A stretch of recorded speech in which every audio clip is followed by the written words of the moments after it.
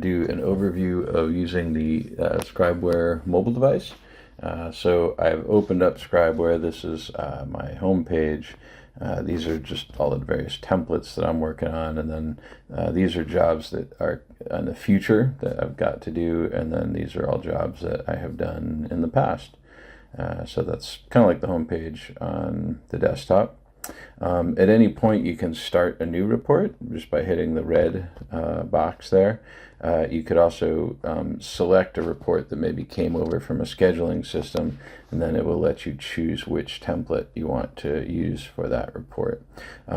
It's one really pretty neat thing is if you click and just hold on the home screen, you can edit the report. That'll let you get back into the report. You can open a published report so you can see the finished report. You can open up a map to the property.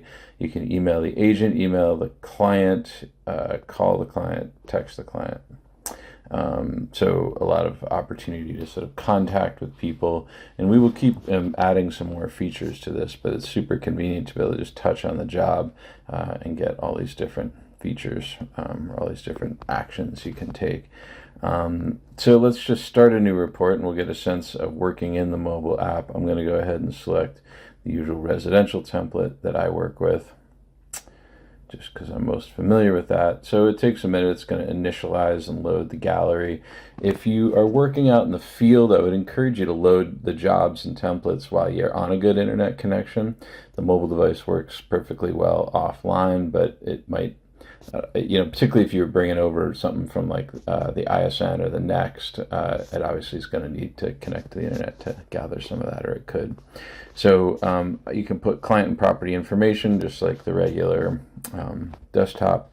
Let's look at these settings, the three dots up here. There's some troubleshooting settings if you get stuck. This is all for later. You shouldn't ever need these, but in case you were getting caught with like something wouldn't sync, we've got some forced data syncs and some forced media syncs that every once in a while someone needs to use one of those. Syncing we'll make a separate video about because it's kind of a whole dance unto itself. So let's say we're writing a report. So there's a bunch of different workflows we can use here. Let me at least just show you the navigation.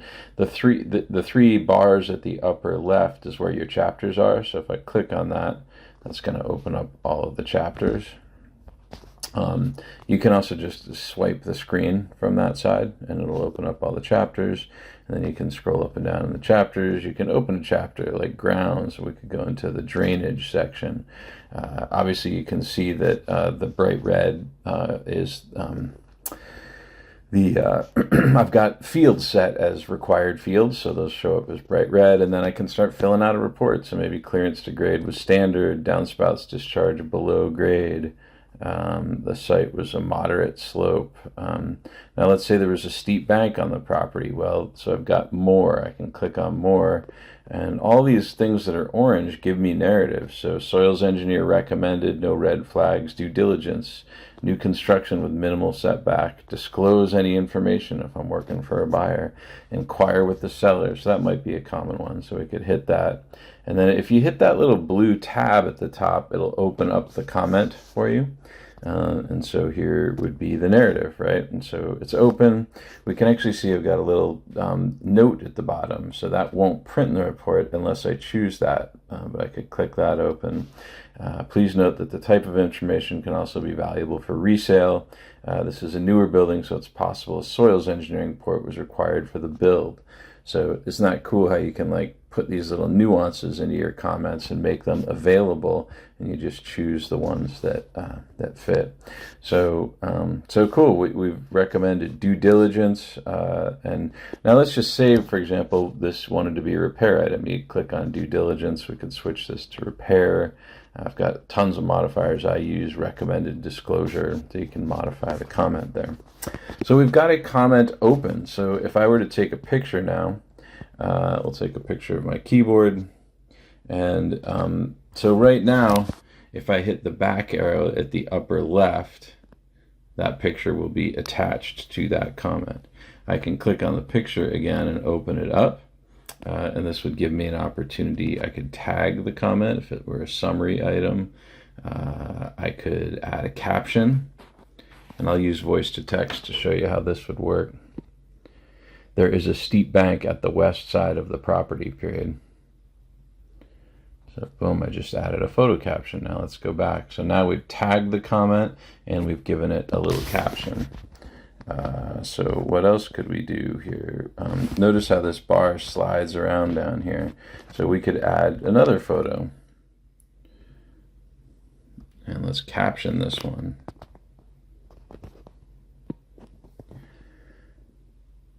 Trees were noted to be falling down the bank at the west side. So now I can either hit done or save to gallery. If I hit done, this picture is going to go with that last comment. If I hit save to gallery, it'll go to the gallery. I'm going to hit done, and now I've got 2 comments there that are all captioned. We could open it back up and we could give it a tag. You know, maybe this is also a summary item or grounds. So now we've got a few little tags to put on there. We can hit done. So hopefully that makes sense on workflow on the mobile device. Now, see here, I'm not inside of a comment. I'm just in my application. I'm in the drainage section. So I'm going to snap a picture of my glass of water here. All right, and then we'll open that up.